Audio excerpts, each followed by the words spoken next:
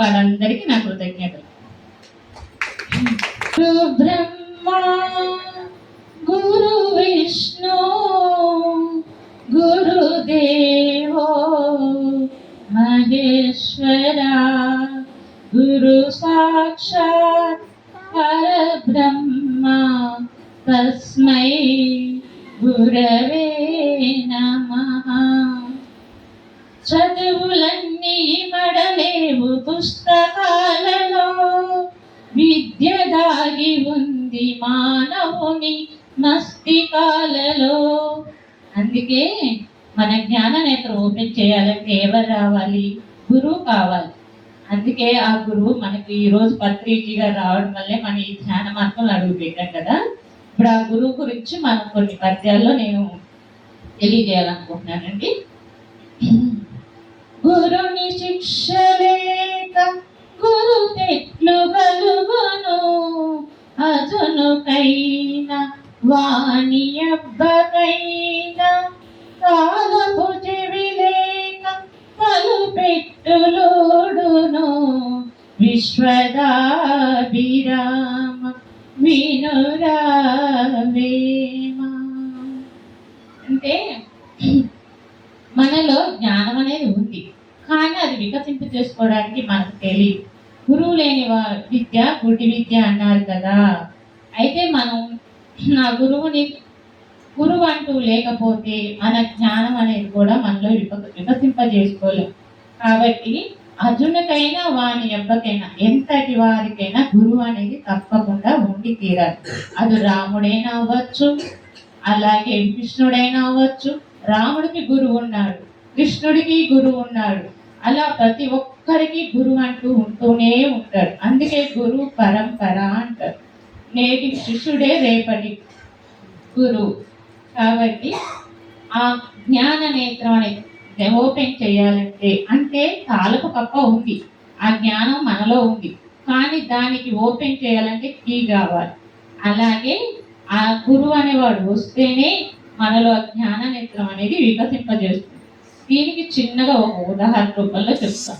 మనం అంటే ఏంటో, మనం అసలు ఎందుకు వస్తున్నామో, మనం ఇక్కడ ఏ ప్రపంచకంలో పడిపోతున్నామో అనేది ఇప్పుడు మనం తెలుసు. ఒక యాత్రికుడు ఈ యొక్క భూలోకానికి వచ్చి ఈ యొక్క అంటే ఈ ప్రకృతి సౌందర్యాన్ని అనుభవించాలని, అనుభూతులు పొందాలని ఒక యాత్రికుడుగా అన్ని దేశాలు సంచరించాలని వచ్చాడు.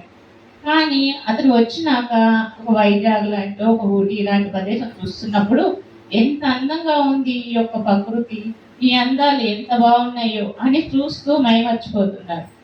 అలాంటి సమయంలో కొన్ని రోజులు ఇంకా ఉండాలని అనుకుంటూ చూస్తున్నాడు. ఎవరైనా ఒకళ్ళు దొరుకుతారా, వాటితో పరిచయం చేసుకొని ఈ ప్రాంతాలన్నీ తిరిగి సందర్శించాలని అనుకుంటున్నాడు. ఆ టైంలో ఒక గొర్రెల కాపరి తన గొర్రె పిల్ల పోయిందని వెతుక్కుంటున్నాడు. అతనికి ఇతను పరిచయం అవుతాడనమాట. అప్పుడు ఇతని సంగతి చెప్తాడు, నాకు ఇక్కడ ప్రదేశాలన్నీ చూపించుతావా అని అడుగుతాడు.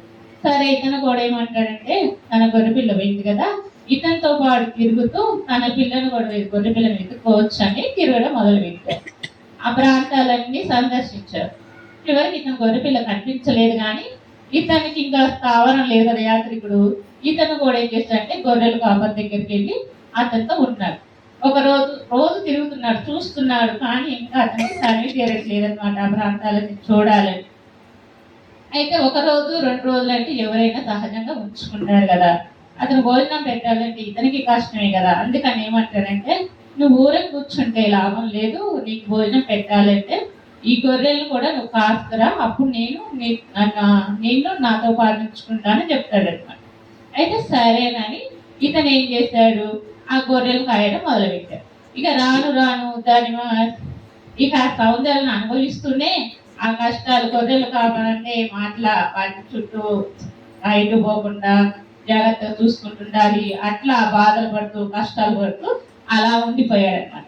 అప్పుడు అంటే తను వచ్చిన పనేంటో, తను ఏం చూడాలని వచ్చాడో, ఏం చేయాలని వచ్చాడో అంతా మర్చిపోయి ఈ గొర్రెలను కాసుకుంటూ కష్టాలు పడుతూ బాధలు పడుతూ ఉండిపోయాడు. అప్పుడు గురువు వచ్చి, నాయన నువ్వు ఒక యాత్రికుడివి, ఇది కాదు నీ జీవితం, ఇలాంటి యాత్ర అంటే ఇలాంటి ప్రదేశాలు చాలా చాలా చూడవలసినవి అని అతనికి జ్ఞానాన్ని అందిస్తాడనమాట. అలాగే మనం కూడా దివి నుండి భూమికి వచ్చిన వాళ్ళం. ఈ ప్రాపంచ సుఖాలు కష్టాలు బాధలు అనేది మన ఇది అశాశ్వతమైనవి. దీని పట్టుకొని వేలాడ ఉండిపోవాల్సిన అవసరం లేదు. నువ్వు ఇంకా జన్మలు తీసుకోవాలి అంటే ఎన్నెన్నో అనుభవాలు పొందాలి అని అప్పుడు మన గురువు గారు వచ్చి తట్టి లేపుతారనమాట. ఇది గురువు యొక్క మనకు అందే జ్ఞానం అండి.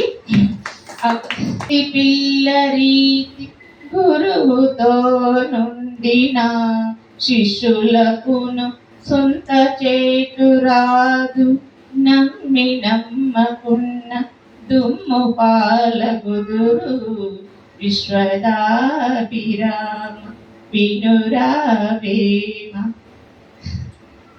కోతి ఏ విధంగానైతే అంటే అటు ఇటు పెరుగుతూ ఉంటుంది, కానీ కోతి తన పిల్లని ఎప్పుడూ పట్టుకోదు. కోతి పిల్ల తల్లిని అంటు పెట్టుకోవాలి. దానికి తెలుసు ఏమాత్రం అజాగ్రత్తగా ఉన్నా తన కింద పడిపోతానని. అలాగే మనం కూడా గురువుని అలా అంటు పెట్టుకొని కోతి పిల్ల ఏ విధంగా అయితే తల్లిని అనుసరించి అలా నేర్చుకొని ఎదుగుతుందో తను ఎలా అంటే తన జీవితం ఎలా కొనసాగించాలనేది కోతి నుండి పిల్ల నుండి తల్లిని విధంగా అనుసరిస్తుందో మనం కూడా శిష్యులమైన గురువును అనుసరించి అతని మార్గంలో నడవాలే కానీ గురువుల పూజలు చేస్తూ భజన చేస్తూ ఉండడం అనేది కాదండి. గురువు మార్గాన్ని అనుసరించాలనేది ఇందులో వేమన్న గారు చెప్తున్నారు మనకి. ధనగత చింత వాతులకింత వ్యాస్తినియంత త్రిజగతి సజ్జన సంగతి రేఖ భవతి భవనవతరుణై నౌక. ఈ పద్యంలో మనకి ఏం చెప్తున్నారంటే, ఓ వెర్రివాడ, భార్య గురించి ధనాన్ని గురించి ఎందుకు చింతలు పడుతున్నావు? మూల లోకాల్లో కూడా అంటే ఉన్నత లోకాల్లో జీవించే ఉన్నత వాసులు అంటే దేవతామూర్తులైనా సరే ఈ సజ్జన సాంగత్యం చేస్తేనే ఆ భవసాగరాన్ని దాటగలిగారు. నీవు కూడా ఆ సజ్జనులతోటి సాంగత్యం చేస్తే ఈ యొక్క సాగర సముద్రాన్ని దాటగలవు. అందుకే మన పత్రిజీ ఏం చెప్పారు? ధ్యానం చేయండి, 2 స్వాధ్యాయం చేయండి, సజ్జన సాంగత్యం చేయమని చెప్పారు. అంటే మన ఈ భవసాగరాన్ని దాటాలంటే సజ్జనులతోనే సాంగత్యం చేసి మనకున్న బాధలు కానివ్వండి కష్టాలు కానివ్వండి అన్ని దాటగలరు అని ఈ పద్యంలో వేమన్న మహాశయులు చెప్పారు.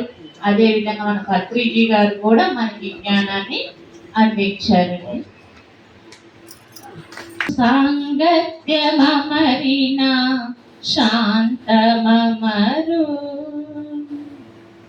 శాంతమరిన చిత్తంబు సన్యపడును, సఖ్యపడిన మనంబే ఏ సంగు పరము పరముగాంచిన శివుడన వరగువేమా.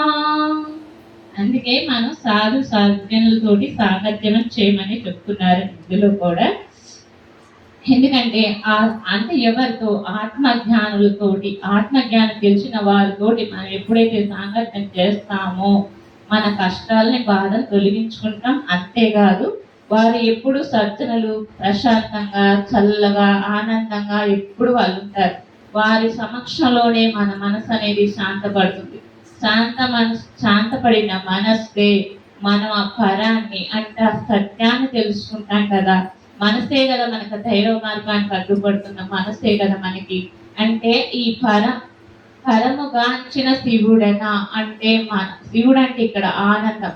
పరం అంటే ఆత్మస్వరూపం. తెలుసుకున్నవాడు ఎవరైతే తెలుసుకుంటారో వాళ్ళు ఎప్పుడు నిత్యం ఆనందంతో జీవిస్తుంటారు. అది తెలుసుకోమని వేమన్న వారు చెప్తున్నారు అనమాట. అంటే పరం తెలిసిన వాళ్ళతో సజ్జనం సాంగత్యం చేస్తేనే మనం ఈ కష్టాలేంటి బాధలేంటి మనమేంటి ఎందుకు వస్తున్నాం ఎక్కడికి పోతున్నాం అనే సత్యాన్ని తెలుసుకున్నప్పుడే ఈ భవసాగర సముద్రాన్ని దాటగలరని వేమన్న పద్యాల్లో చెప్పడం జరిగిందండి. అదే విధంగా మత్రిజీ గారు కూడా మనకి అందుకే మాస్టర్స్ మీరు గాడ్స్ అని మనకి చెప్పడం అని జరిగింది. కాబట్టి మన టీవీ నుంచి భూమికి వచ్చిన దేవతల మన అందరికి ఈ అవకాశం నాకు ఇచ్చిన ఈ ప్లాట్ఫామ్ అందించినటువంటి పద్మావతి మేడంకి విన్నందుకు మీకు నా ధన్యవాదాలండి. నాకు ఈ జ్ఞానాన్ని అందించిన జరీనా మాస్టర్స్కి వేల వేల కృతజ్ఞతలు తెలియజేస్తున్నాను మాస్టర్. Thank you.